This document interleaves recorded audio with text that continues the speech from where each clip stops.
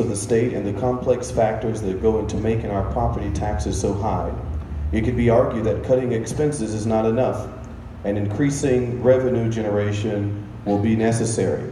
How do you propose to increase revenue to cover our expenses and thereby decrease taxes? And how do you plan to bring more business and industry to our state in order to grow jobs and to increase the tax base? So in the midst of the backdrop, we know the stories, companies leaving our state, the GEs of the world. We talked about Alexion, Aetna, but for a merger would probably go on the big numbers. Our fundamental approach to how we attract and retain businesses in Connecticut is way off on the wrong track. So I would immediately change those priorities.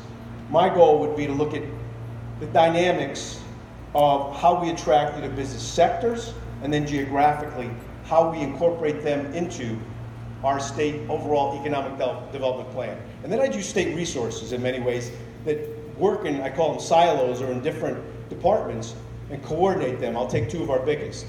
State Department of Transportation, hundreds of millions, maybe billions of dollars expended, as we know, for highways and bridges and so on. Our dollars.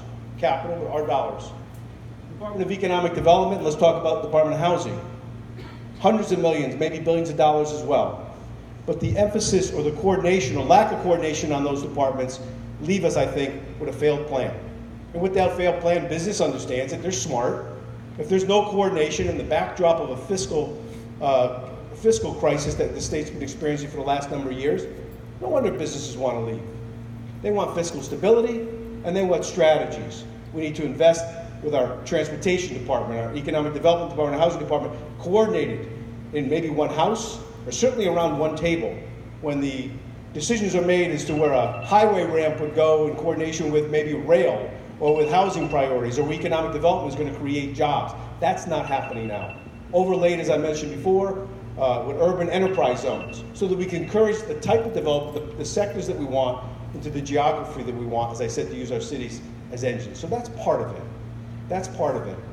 It's a strategy that's shown me that it can work on a local level. We have over $1 billion worth of grand list growth in my city right now. Companies coming in from out of state. New York companies coming in to invest. One spending $400 million to build a new skyline with two of the new tallest buildings in the city. Another investing $550 million on clean energy that will power tens of thousands of homes. And where blight exists now in old, empty warehouses, some factories, $250 million investment, again, from a company, not just from out of the city, but from out of the state coming into Connecticut. Seeing an opportunity with some stability on a local level, despite the challenges on a state.